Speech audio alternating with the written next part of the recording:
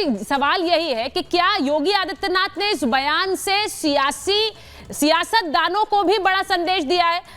आचार्य कृष्णगिरी, अगर आप इस पर बोले जल्दी से, उसके बाद में सियासी डिबेट पर भी। बांग्लादेश की हिंसा के बाद बहुत जरूरी था कि योगी जी इस प्रकार का बयान दें, और हिंदू समाज अपेक्षा भी कर रहा था योगी जी इस पर बोलेंगे।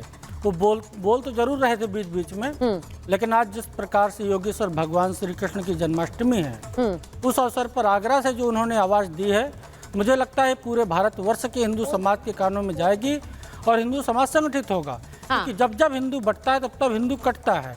और 2014 के बाद जब से हिंदू समाज संगठित हुआ है, आप देखिए देश में कोई हिंसा नहीं हुई, कोई उग्रवाद नहीं फैला, संपूर्ण शांति है।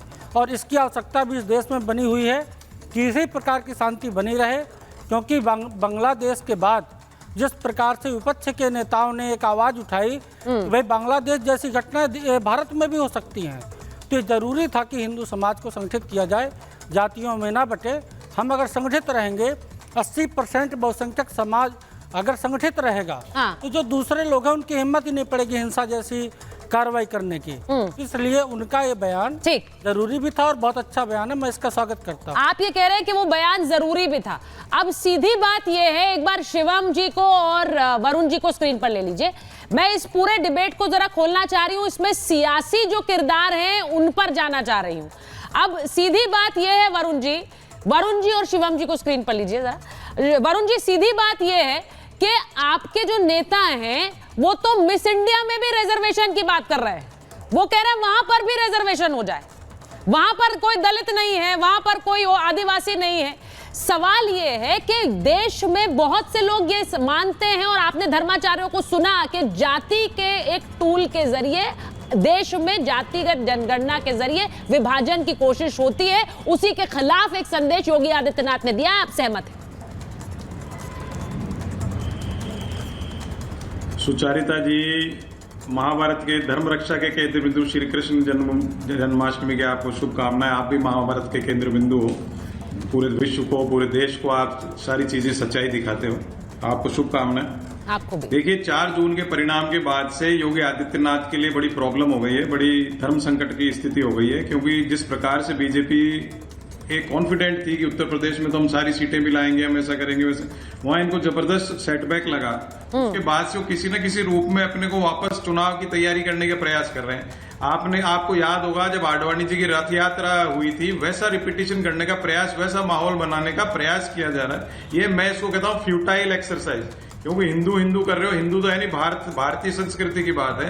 अगर जितने गुरुजन बैठे हैं, अगर ये मुझे बताएं हिंदू शब्द का किस किस शास्त्र में उपयोग हुआ, तो मैं इनको सल्यूट करूंगा। भारतीय संस्कृति जवाहरलाल नेहरू ने बांट दी आपको, आज भी पूरा देश एक है, और बोल दिए कि वहाँ तो पैदा कुछ नहीं होता है। क्या बात करते हैं जनाब? फोन करके बोलिए कि हम क्या बोले हैं। अच्छा ठीक है, ये संस्कृति साधुओं पर गोली ये संस्कृति है क्या? आप ये संस्कृति है दूसरे को बोलने की। एक मिनट दयानंद जी, संस्कृति चाहते हो देश में? ऐसा माहौल चाहते हो? डिबेट को थोड़ा ओपन करें। ऐसा माहौल चाहते हो क्या देश में दूसरे को बोलने नहीं दोगे? करते हैं, हम तो सनातन है, हम तो सबको लेकर के चलते हैं। मैं तो नहीं बोला आपके बीच में, एकदम आपने बोला। ये ऐसी संस्कृति चाहते हो? देखिए दयानंद जी, मैं आपको बताऊं, वरुण जी भी सनातनी है। अब ये सियासी मजबूरी एक है कि वो उनको अपने नेता का स्टैंड लेना पड़ेगा। लेकिन जरा बताइए वरुण जी, जल्दी से जवाब दीजिए उसके। नहीं, मैं उस पर हाँ, वरुण जी बोलने नहीं देंगे। लोकतांत्रिक व्यवस्था ही नहीं जानते, बाबा बन गए सब। बोलिए। बाबा बनने का अर्थ है सबसे पहले लोकतंत्र। नहीं, ये मत बोलिए कि बन गए। नहीं वरुण जी, ये डिसरिस्पेक्टफुल है, ये डिसरिस्पेक्टफुल है। ये मत कहिए कि बन गए। मैं आपसे ये अनुरोध कर रही हूँ, नहीं इस तरह का बयान तो सर मैं आपसे उम्मीद भी नहीं करती। गुरुजन बोला सबको, मैं तो गुरुजन बोला इनको, शुरू में गुरुजन बोला, प्रणाम किया इनको सबको मैंने। मैं बीच में बोला जी, मेरी रिक्वेस्ट है, आप मुझे चुप कर दो, इनको बोलोगे तो मैं चुप हो जाऊंगा। जी बोलिए वरुण जी, कंप्लीट करिए, मैं शिवम जी के पास जाऊं। देखिए, जो देश है वो आम जनता मानसिक की जो है ना, आर्थिक रूप से, मानसिक रूप से 2014 के बाद से प्रताड़ित हो रही है। और कौन प्रताड़ित हो रहा है? सबसे ज्यादा हिंदू प्रताड़ित हो रहा है। नोटबंदी से किसका धंधा बंद हुआ, किसकी फैक्ट्रियां बंद हुई, किसका रोजगार गया? हिंदू का गया। आप जब, मैं तो हिंदू मुस्लिम करता नहीं, पर क्योंकि डिबेट आप ऐसी कर रहे हो, तो हिंदू जो है प्रोग्रेसिव डायनामिक सोसाइटी है।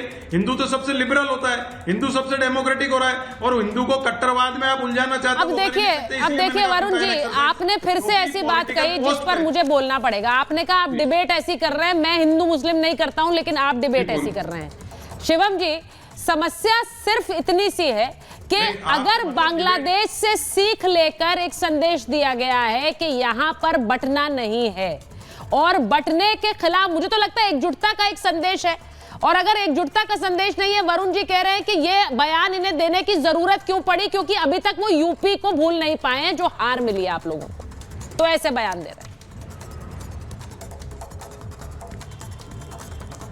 देखिए, सबसे पहले तो मैं एक चीज कहना चाहता हूं कि ये बात बिल्कुल सही है। एक तो बहुत अच्छी बात ये भी कही कि एक रहोगे, नेक रहोगे, और बटोगे तो कटोगे। एक रह के दंगा करने के लिए नहीं बोला है, तो हम तो एक भी रहेंगे, नेक भी रहेंगे, लेकिन ये सच्चाई है कि बटेंगे तो कटेंगे, इसमें कहीं कोई शक है क्या? किसी को अगर इसमें थोड़ी सी भी गलती नजर आती है तो आप अंदाजा लगाकर देख लीजिए। जातियों में बटकर अगर किसी को फायदा होता है तो वो मुलायम सिंह यादव के बेटे अखिलेश यादव को होता है, वो सरकार में होते हैं तो दंगे होते हैं। जातियों में बटकर अगर किसी को फायदा होता है तो वो लालू प्रसाद यादव के बेटे तेजस्वी यादव को होता है, वो सरकारों में होते हैं तो भूरा बाल साफ करो का नारा देते हैं। ये तो रियलिटी है। जब आप बढ़ जाते हो, चीजों में अलग अलग तरह की स्थितियां बन जाती हैं, तो कश्मीर जैसी स्थिति में कट जाते हो। ये रियलिटी है। अब इसको कौन डिनाई कर सकता है भाई? सब सामने है आपके। अगर आप बढ़ जाते हो तो आपका बांग्लादेश वाली स्थिति में आप कट जाते हो, ये रियलिटी है। अगर इकट्ठे होकर यूनाइट होकर प्रतिकार करते हो तो कहीं जान बच पाती है, ये रियलिटी है आपकी। और वर्ल्ड वाइड फिनोमेना है, कहीं भी चले जाइए, इसमें तो कहीं कोई दो राय नहीं है। और यूनिटी कब से बुरी है? एकता में तो शक्ति है भाई। मैं तो कहता हूं वरुण पुरोहित जी को भी इस बात को बहुत अच्छे तरीके से लेना चाहिए और धन्यवाद कहना चाहिए योगी आदित्यनाथ जी को। भाई एकता कौन, ये गुरु कौन क्या सिखाते हैं? एकता सिखाते हैं। परिवार में माँ बाप क्या सिखाते हैं? भाई बहन को एकता सिखाते हैं। अगर कोई संगठन है तो उसमें क्या कहा जाता है कि भाई एकता रखिए। एकता रखना, कहना क्या बुराई है इसमें? और जब आदमी एकता नहीं रखता है तो वो कटता ही है, ये रियलिटी है। तो बहुत सीधी बात है। मैं मानता हूं कि ये बिल्कुल ठीक बयान है, परिपेक्ष भी बिल्कुल सटीक है। हाँ, जातिवाद को लेकर चाहे आप बट रहे हैं, गलत है। समाज को लेकर बट रहे हैं, गलत है। रंग भेद को लेकर बट रहे हैं, गलत है। लिंग को लेकर बट रहे हैं, गलत है। मत बटिए। और अगर इस तरह का मैसेज है तो मैं तो मानता हूं सबको खुशी होना चाहिए, कोई बुराई नहीं है भाई इसमें। बटेंगे तो कटेंगे, ये रियलिटी है। अच्छा, जो बात शिवम कह रहे हैं, मैं एक बार जरा बड़ी खबर बताऊं, उसके बाद लारी जी आपके पास आ रही हूं, क्योंकि सीएम योगी के इस बयान पर अखिलेश यादव का निशाना है। अखिलेश यादव क्या कह रहे हैं? वो कह रहे हैं जिम्मेदार लोगों का काम भय फैलाना नहीं है, भय से बचाना है। वो कह रहे हैं अगर ये किसी के व्यक्तिगत विचार हैं तो ये गलत है, अगर उनके दल के हैं तो और भी ज्यादा गलत है।